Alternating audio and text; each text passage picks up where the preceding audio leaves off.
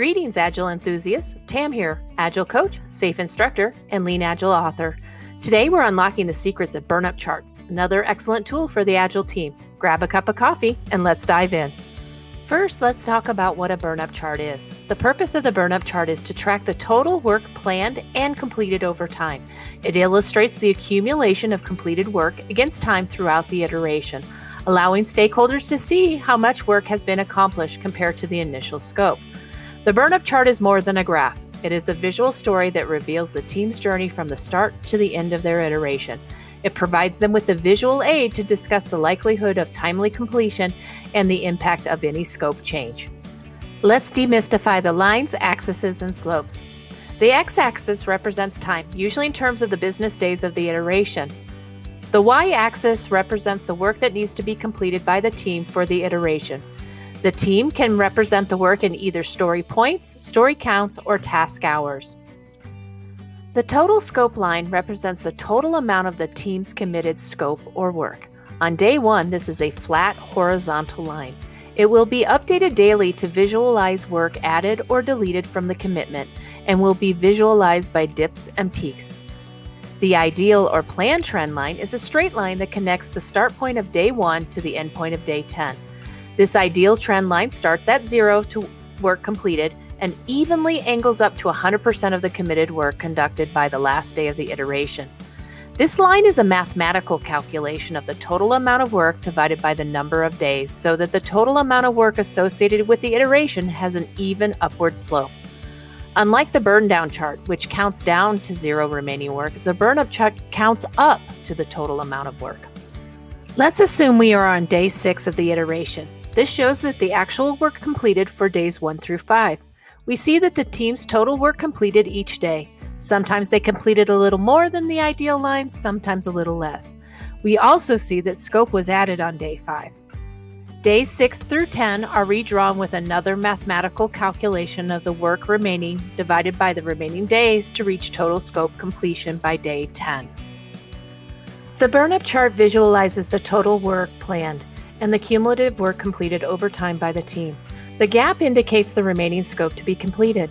The Agile team can anticipate the risk of not meeting all of the work committed by the end of the iteration and take corrective action. Burn Up Charts offer insights into the work completion rate, scope that is added, and whether the team can deliver value consistently throughout the iteration. It provides a clearer picture of progress against the project scope and can help manage stakeholder expectations by showing the work completed. Every peak, dip, and plateau tells a tale of completed tasks, hurdles overcome, changes in scope, and moments of reflection. Reading between the lines allows teams to adapt and refine their approach. Burn Up Charts are a dynamic tool offering transparency, foresight, and a shared vision within the team. The true power of the Burn Up Chart is that it aids the team in meaningful conversations. Are they happy with their progress in comparison to the trend line? Will they still be able to meet their commitments? Will they be able to get back on track? Burn Up Charts also aid in meaningful conversations with stakeholders and management of their expectations. Let's look at an example of a realistic and ideal Burn Up Chart. Notice that it isn't perfect. If scope was added, an equal amount was removed. There was a plateau, but overall the team was progressing with completing their work. They addressed their bottleneck and completed all of the committed amount of work by the end of the iteration. Sudden spikes, unexpected plateaus. These are the anti-patterns a team wants to watch out for. Now let's explore some additional anti-patterns.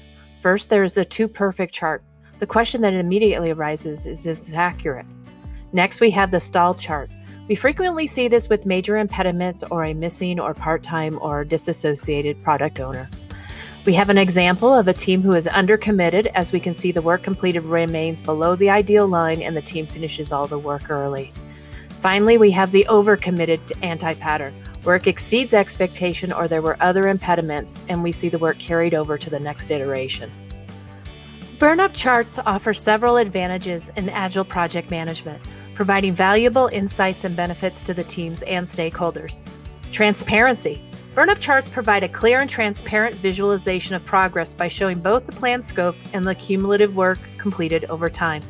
This transparency fosters trust and alignment among team members and stakeholders as everyone sees the evolving status of the backlog. Focus on value delivery. Unlike burn down charts, which primarily tracks remaining work, burn down charts emphasize the accumulation of completed work. This focus on value delivery ensures that teams prioritize delivering tangible outcomes and business value rather than completing tasks. Early detection of scope creep. By depicting the planned scope alongside the completed work, burn-up charts enable teams to identify scope creep or changes in requirements early in the life cycle. This early detection allows teams to address potential issues promptly, such as reevaluating priorities or adjusting the plan. Managing stakeholder expectations. Burn-up charts provide stakeholders with a realistic view of the team's progress and the total work completed. This helps manage stakeholder expectation by showing the incremental progress made over time, allowing for more informed decisions about project scope, creep, timelines, and potential adjustments. Continuous improvement. Burn-up charts support a culture of continuous improvement by encouraging teams to focus in on delivering value incrementally, measuring their progress.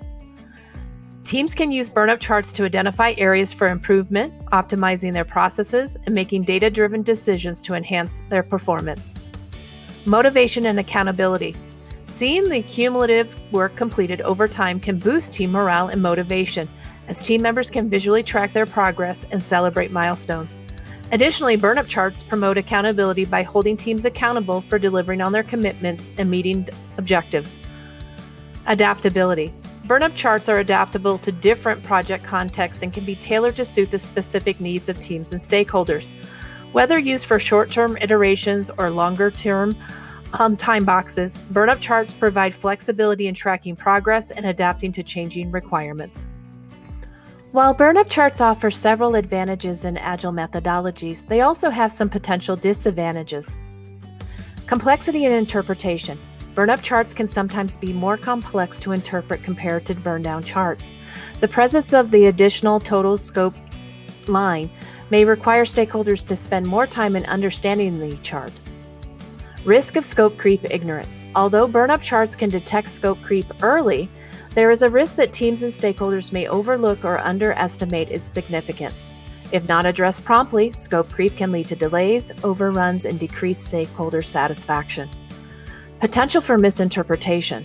There is a possibility of misinterpreting burn-up charts if stakeholders focus solely on the cumulative work completed without considering planned scope or changes in scope. This can lead to increased and incorrect assumptions about team progress or misunderstandings about the remaining work required to complete the iteration. Limited insight to work rate. While burn-up charts offer a clear view of cumulative work over time, they offer limited insight to the team's work rate or velocity. Unlike burn-down charts, which depict work remaining each day, burn-up charts do not directly show the team's pace of work or whether they are on track to meet iteration deadlines. Potential or overemphasis on completion.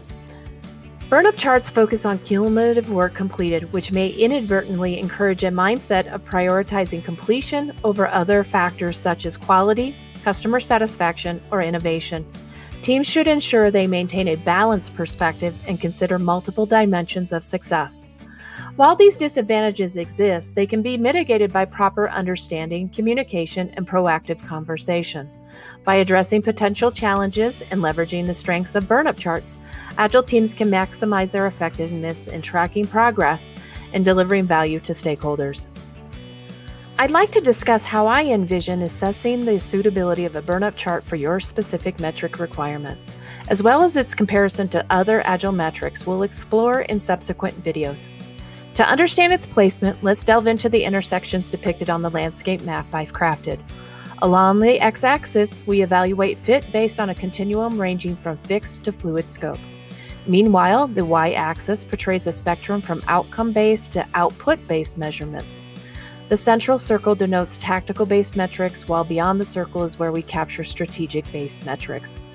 Notice that I have placed two key references. Waterfall is shown as being highly output-based with a fixed scope and tactical, whereas OKRs is shown as being highly outcome-based with fluid scope and strategic in nature. I categorize burn-up charts as being best suited for output-based, fixed but slightly fluid scope and tactical measurement. Burn-up charts are an important tool in Agile, but they should not be the goal. Instead, they should be used to start conversations between the team and stakeholders about progress, challenges, and solutions. The burn-up chart should inform decisions and actions, not dictate them. The team needs to be flexible and adaptable to change, not rigidly following the chart. Following these tips will help you make the most of your burn-up charts in Agile. Contact me, Tam, your strategic Lean Agile coach. Let's create metrics that truly drive success. Stay agile, stay lean, and let's make a positive impact together. Let me know if you find this video helpful. Please like and subscribe. I'd love to hear your comments. Do you agree? Disagree? Are there any additions you want to recommend? Let's continue the conversation. Thank you for watching.